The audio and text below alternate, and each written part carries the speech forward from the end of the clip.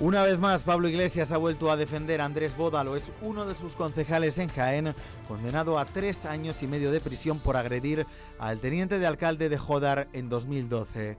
En un mensaje en Twitter, el líder de Podemos ha pedido su indulto. La sección segunda de la audiencia de Jaén ha rechazado paralizar la entrada en prisión de este concejal, tal y como había solicitado la defensa de Bódalo.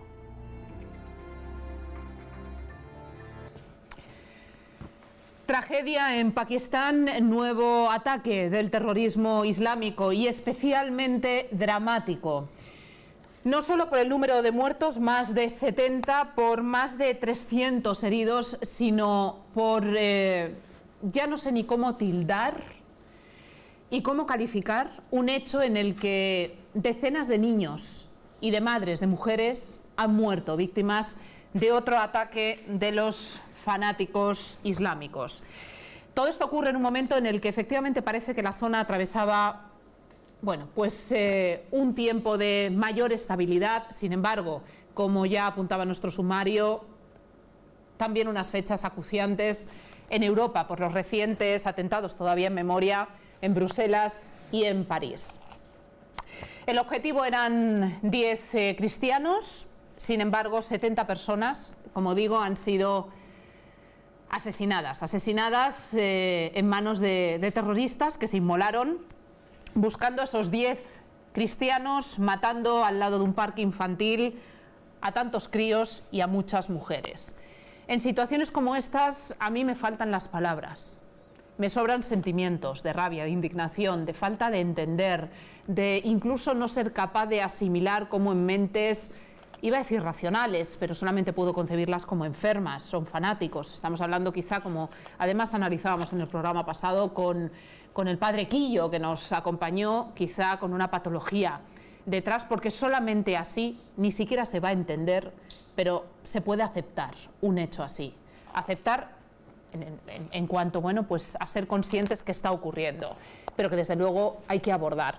Todos apuntabais a que el problema hay que atajarlo de raíz, que no sirve muchas veces el paliativo de tratar en los focos que se convierten en víctimas, pues por ejemplo Bruselas, París hace muy poco, podría haberlo sido, de nuevo París, como sabéis compañeros, porque ya estaba casi preparado otro atentado inminente que afortunadamente gracias a la labor policial ha podido frustrarse a tiempo, quizá coincidente con el de Bruselas en fechas. Por cierto, servicios de las fuerzas de seguridad y de inteligencia están en disposición de asegurar que no solo el autodenominado Estado Islámico está ganando en territorio, está ganando en organización, en adeptos, en armamento, sino también en logística que les permita perpetrar a partir de este momento atentados de esta magnitud, pero de manera coordinada en diferentes ciudades, ya no solamente de Europa, porque no olvidemos Estados Unidos y la caída de las Torres Gemelas con los miles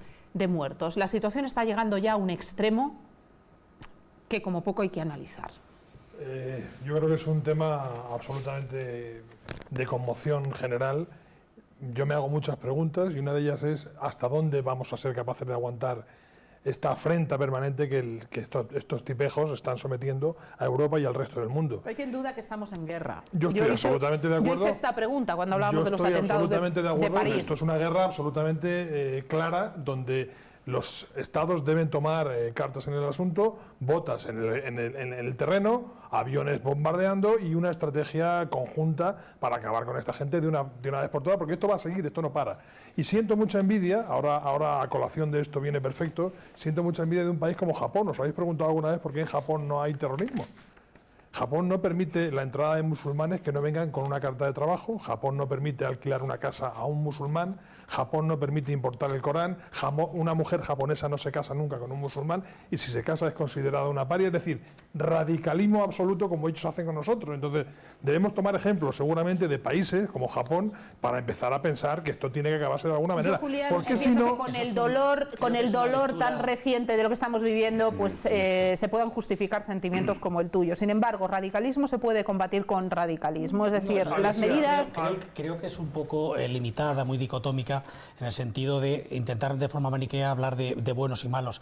El padre Quillo hacía en una enunciación en muchas ocasiones, el Islam tiene una fragmentación interna muy superior a la del mundo cristiano, y el mundo cristiano tiene el catolicismo, la ortodoxia, tiene las diferentes familias del evangelismo, el anglicanismo, bueno, y no hay que contar mucho más.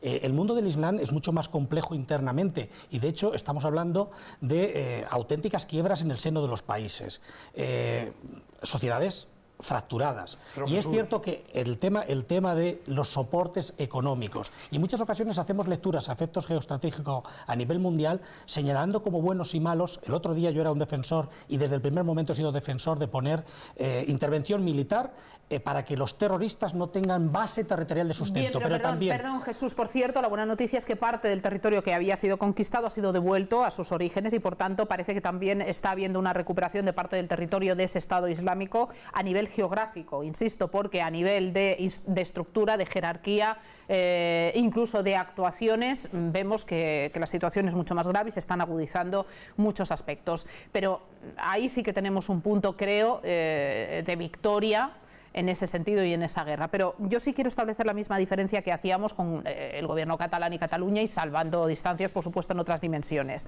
Porque no estamos hablando del mundo islámico y no estamos hablando de la religión musulmana. Estamos hablando de la minoría de fanáticos musulmanes dentro del, y subrayamos, autodenominado Estado Islámico, entendido como los que se están estableciendo como una organización extremista, que no estamos hablando de una generalidad. Sí dices con acierto, porque además lo apuntó, creo, también el padre Quillo la semana pasada, es que fijaos, compañeros, la semana pasada estamos tocando este tema por los atentados en Bruselas, y tan solo 7 días después estamos hablando de nuevos atentados en Pakistán, y hace 4 meses lo hacíamos en París, y celebrábamos hace poco el aniversario de los atentados en Atocha. En fin, yo creo que este es un tema para ya no relajarse como otros, pero bueno, es un paréntesis. Decía, lo explicó muy bien el padre Quillo, puede que parte de la solución esté dentro de ese organigrama complejo y amplísimo de la religión musulmana y del Estado Islámico general como Estado-religión islámica. Pero desde luego no es el problema, y no confundamos. Por tanto, a lo mejor esas medidas tan radicales como la prohibición incluso de la entrada de musulmanes, de establecer vínculos matrimoniales, de contratos de arrendamiento, hay intereses en los que posiblemente cerrar fronteras, que se habló, París cerró fronteras, Francia cerró fronteras. Es muy probable que no sea llevado al extremo, como yo lo he dicho hace un momento. Estoy de acuerdo con vosotros que posiblemente haya un término medio un poco más moderado. Pero la realidad es la realidad. Mañana, cuando salgamos en el metro de Madrid, nos pondrán otra bomba, matarán a 200 personas y volveremos otra vez a decir, a contemporizar y a decir pobrecitos. Julián, es que a lo mejor el control, cuidado, el control puede ser necesario, pero os voy a dar otro dato que creo que también para el análisis de todo esto es relevante. Se habla mucho de cerrar fronteras, de controlar la llegada de los musulmanes, se está relacionando mucho con los refugiados sirios, se está incluso intentando establecer paralelismo entre el incremento de atentados, de violencia, del fanatismo islámico con los refugiados, los movimientos migratorios de los refugiados sirios. Y tengamos en cuenta que sea por parte de la policía, de los servicios de inteligencia, constatado que ya no estamos hablando de una organización externa internacional que esté adoctrinando y enviando a los diferentes países objeto del terrorismo ya los grupúsculos de alguna manera adiestrados y preparados para atentar. No. Lo que se está haciendo es captar adeptos de las propias naciones, claro. Se está formando a los propios nacionales, es decir, muchos de estos asesinos, de estos terroristas, los de Bruselas, residían y, por cierto, tenían costumbres, les hemos visto bailar en discotecas esta semana propias de los propios belgas. Le hemos dado la nacionalidad de los países donde viven. Incluso están captando ya no solo musulmanes, de todo tipo, sino jóvenes, marginales en muchos aspectos, que sí son captados, cuales sectas, porque al final estamos hablando de un procedimiento sectario muy parecido a cualquier otra secta, en los lugares en los que se está atentando. Cuidado, es decir, que están aquí, que están en Bélgica, que están en Francia, que están en Pakistán en este caso, que podían estar en Madrid, que podían estar en Estados Unidos. Pero al final intentan venir a Europa, que se supone que es para ellos el paraíso, a imponernos sus normas, quieren imponernos su filosofía de vida, su forma de vida. Yo me pregunto cuántos se van a Arabia Saudí, cuántos salen de allí, de Siria y de estos países que salen como como refugiados y se van a Arabia Saudí. No veo a ninguno que vaya en la puerta de Arabia Saudí queriendo entrar, no veo a ninguno en la puerta de Rusia queriendo entrar. Ahí has puesto un foco en donde está el origen de buena parte de los problemas. La financiación. Y mencionaba, dentro del mundo del Islam hay una corriente, y posiblemente sea la más radical y perniciosa, y es el salafismo. Y el salafismo está especialmente auspiciado en el mundo de Saud, la dinastía Saud, en Arabia Saudí, una potencia económica petrolífera, y dentro del Islam está habiendo pugnas por los liderazgos. En última instancia hay elementos de poder de por medio, y esas son variables que también hay que leer. Más allá de cuestiones culturales, el poder y el dinero es un elemento que mueve a las potencias geoestratégicamente, y hay pugnas por liderar el Islam en su propio seno. La gran ruptura entre suníes y chiíes por un lado, y Irak, Siria, los posicionamientos de Irán son elementos de representación de eso que sucede. Bienvenido a la recuperación de Palmira, en este caso por parte del gobierno del Estado sirio, aún la parte existente del Estado sirio, por lo tanto del régimen de Damasco. Pero aquí hay cuestiones de movimientos geoestratégicos. Lo que hay que empezar es a cortar los puntos de suministro. Primero, base territorial para el terrorismo, no. Y los estados soberanos, que tienen posicionamientos muy perniciosos, en el caso de Pakistán, estamos hablando de una gran potencia demográfica, estamos hablando de una potencia nuclear, e internamente está pasando por muchos problemas internos de equilibrio en el seno de su propia sociedad. Un momentito, Julián.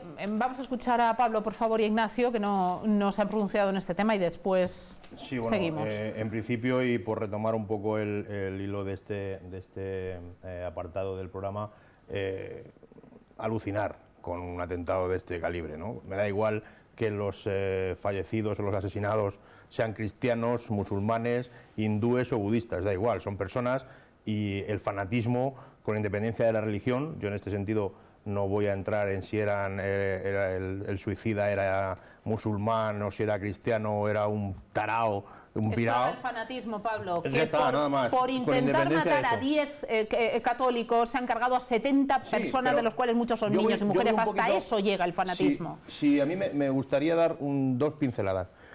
Hace poco tuve la oportunidad de ver una rueda de prensa que daba una escritora americana, y interrogada por una asistente a esa rueda de prensa de religión musulmana, esta periodista había escrito un libro sobre la muerte de 4 americanos en un atentado suicida por un islamista y demás. Intentaba... se puede estar o no de acuerdo con esa teoría, pero le venía a decir: oiga, ¿usted piensa que la sociedad alemana en los años 30 era mayoritariamente pacífica? La respuesta es evidente, sí. ¿La sociedad rusa en los años 17 era mayoritariamente pacífica? Sí.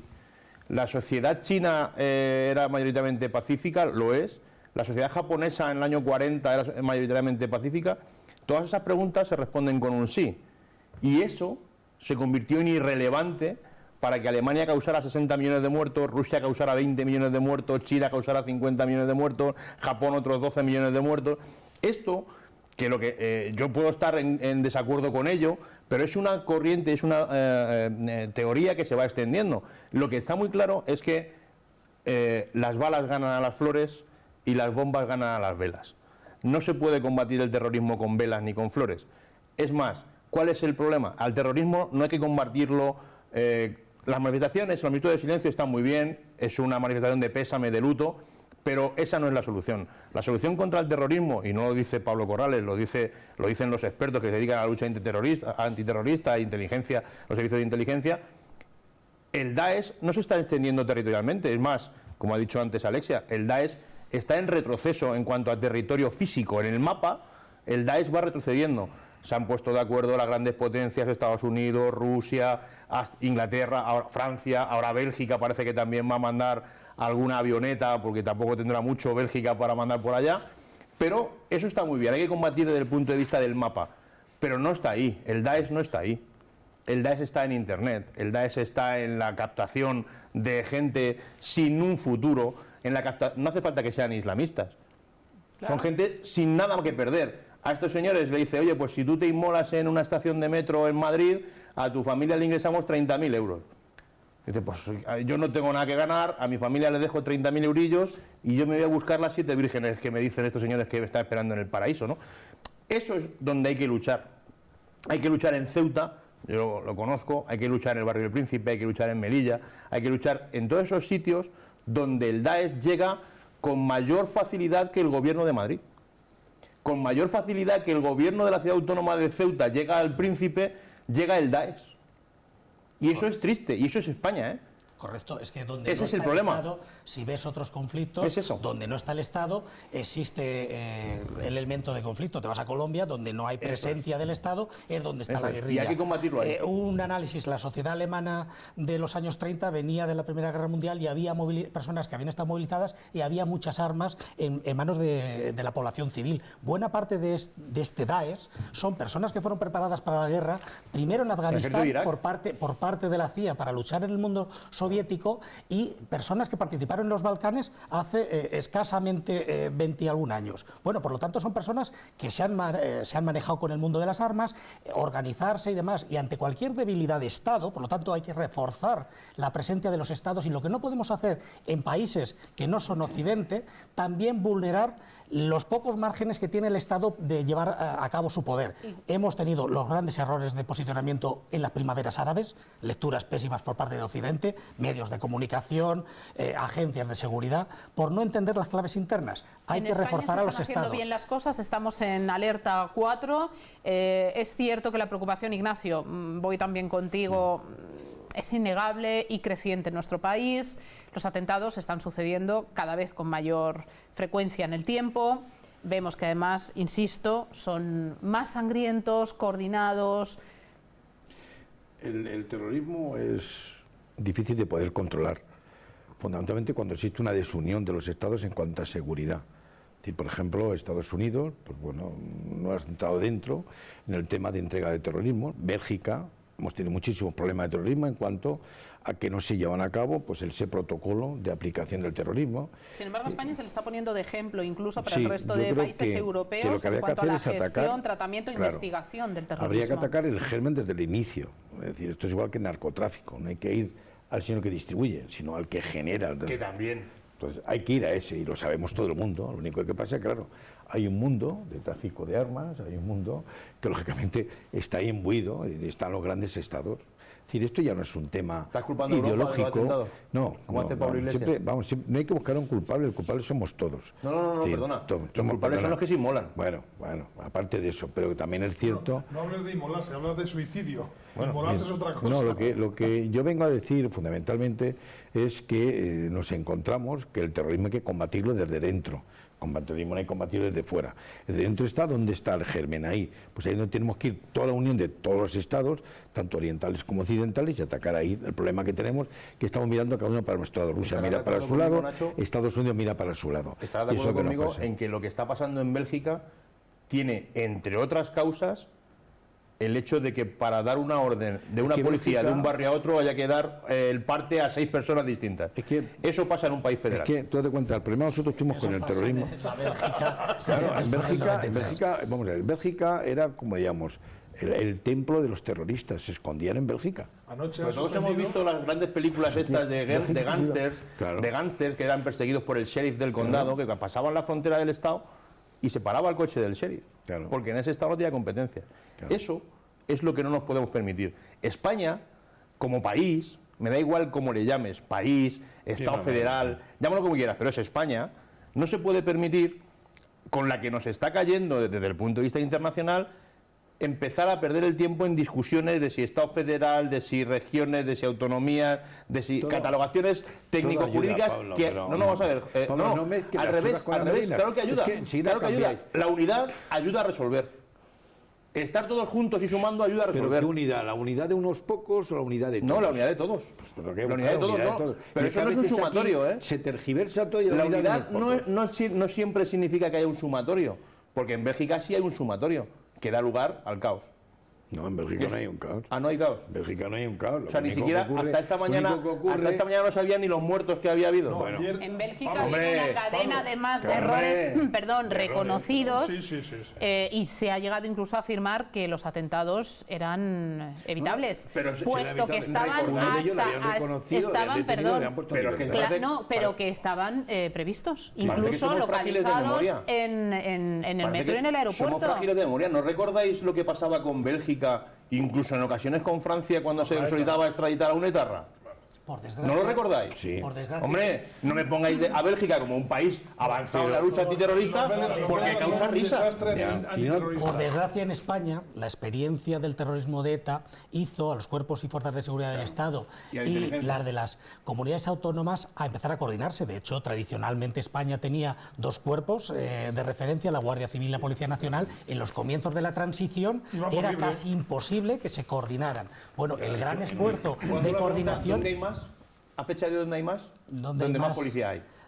¿Dónde están los Mossos? ¿Dónde está la Chailla? ¿Dónde está la policía foral de no sé qué? Ahí es donde es más, Bueno, perdonadme. más difícil coordinar las Compañeros, acciones. el tema es lo suficientemente importante y grave para que, por triste que nos parezca, por lamentable que sea, lo tengamos que retomar en próximos programas, pero un apunte tan solo, por lo menos en cumplimiento de lo que avanzamos en nuestro sumario, a otro tema que ha sido realmente polémico, de índole bien distinta, no equiparable, por supuesto, pero quiero que vean una foto y un tuit. Vamos adelante con esa imagen, creo que son dos caras muy reconocibles, y es que Pablo Iglesias ha vuelto a posicionarse al lado de su concejal, sí, el mismo que ha sido condenado por agresión. Por cierto, ya ha sido detenido por agentes de Paisano. Quiero que vean lo que el propio Pablo Iglesias escribió en la red social. Ahí lo tienen. Tuit en el que, bueno, pues aboga por la defensa, incluso solicita el indulto de quien ven, de este concejal Andrés Bódalo. Ya os pido, no solo Nacho, tu opinión como jurista, puesto que ha sido detenido y bueno, pues hay un delito de agresión sentenciado y con condena. Interpretación política. Esto no, vamos a ver. Creo que existe un claro error. Es decir, aquí cuando se detiene a un político, que no es por cuestión de política, este es un chorizo redomado. No, Es decir, eso está claro. No, pero vamos a ver. Tenemos un minuto, Ignacio. No te estoy hablando de la condena porque creo que ya judicialmente está claro. Estoy hablando de la posición de Pablo Iglesias, Vale, Pablo quien por Iglesias- cierto se está sentando a negociar en todos Vale, estos mira, pactos, aquí entre vimos- otros con el Partido Socialista, aquí- y que aparece ahora vamos, mismo. Mira, lo de Pablo Iglesias de verdad me parece esperpéntico, con el debido respeto que me parece como secretario general de un partido representado parlamentariamente como es Podemos. Es decir, quiero recordar que aquí, en los sucesos de Atocha, los que asesinaron a los abogados laboralistas, se intentó llevar el tema como un crimen político y no, fue un crimen, fue un asesinato. Y lo que no puede hacer este señor en pleno siglo XXI, en el año 2016, que se retrotraiga otra vez a la época de antaño. Esto no es un tema político. Este señor ha llevado a cabo un acto deleznable como consecuencia de que ha habido un delito de lesiones, Está claro. con unos antecedentes penales. Y se le ha condenado y 3 años y Perdón, medio el va- acto político es aparecer en esa foto Pablo Iglesias y escribir el tuit que hemos visto y apoyar públicamente, incluso solicitando el indulto para esta persona después de todo lo que acabas de exponer Como con indulto- absoluta veracidad. como indulto, ese es cualquier el hecho persona puede político pedir. que me gustaría que interpretarais. Cualquier persona puede pedir indulto parcial o indulto total de la pena. Cualquier ciudadano. Está reflejado en la propia ley del indulto. Es decir, ahí tiene 6 artículos que dicen... Responsabilidad y lectura política, Ignacio. No te hablo de legitimidad y mucho menos de legalidad. Me parece una falta de respeto a que este señor tergiverse lo que es la política con el hecho delictivo de este señor, porque este señor no ha cometido un hecho delictivo políticamente, este señor ha cometido un hecho delictivo de agredir a un representante del pueblo. Y en el será momento en el que condenado. hay, según además Tú no puedes la decir, filosofía tú del lo que Partido tienes que hacer es Socialista, acatar la sentencia. Has agotado todos los recursos y al final tienes que cumplir la sentencia. Si no, volveríamos otra vez a hacer la política, es decir, hacer la 10 justicia segundos de cada doble uno, velocidad. por favor. A mí me ha encantado el tuit de Pablo Iglesias y me ha encantado por una sencilla razón. Él no está dispuesto a perder las libertades. Para mí, hacer cumplir las sentencias es la mejor de las libertades en un sistema democrático. Yo creo que cataloga al personaje salir en una foto y un tuit como el que hemos visto hace un momento, por lo tanto poco que decir.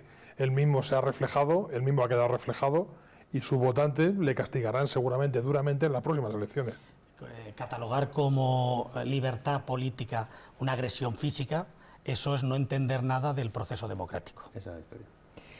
Gracias, compañeros, gracias por venir, gracias por vuestra concisión. Y es que estos últimos segundos de programa, que no nos queda mucho, los quiero dedicar para felicitar, como no, a quien cumplía años esta semana. No seré yo quien diga cuántos, pero sí, el pasado 26, Nacho Andarias celebraba su cumple, lo vamos a celebrar hoy, Hombre, que hay una por supuesto, promesa. no lo dudéis. Y me vas a permitir que hagamos hoy una felicitación compartida con otro compañero habitual de estas tertulias, que es Carlos Cue, que el mismo día, el día 26, cumplía también años. No los mismos, eso sí, no los mismos, pero cumplía años. Así que para vosotros dos, el programa de hoy, ¿os parece? ¿Nos lo permitís, compañeros? Lo dedicamos con todo el cariño y en homenaje a vosotros. Que sean muchos años más y sobre todo que estéis con nosotros, que los veamos, que los disfrutemos.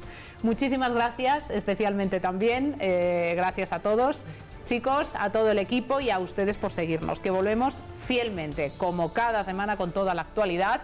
La próxima semana, porque varían los días, ya saben que pueden seguirnos a través del grupo Cadena Local a nivel nacional, en Castilla-La Mancha a través de la regional, autonómica privada, y a través de Teletoledo, ya que hacemos tantas referencias, pues hoy sí, una mención a la televisión provincial de Toledo. Gracias, señores, nueva edición de Esa Actualidad. Trabajaremos mucho para traerles la última hora, información, opinión y, como siempre, la altura de nuestros contertulios. Hoy, Jesús García Verdugo, muchísimas gracias. Ignacio Andarias, un honor como siempre. Pablo Corrales y Julián Bejarano. Qué gusto que hoy me dejen el minuto de rigor para despedir el programa como se debe. Así que, señores, gracias, que sean felices o al menos que lo intenten. Adiós.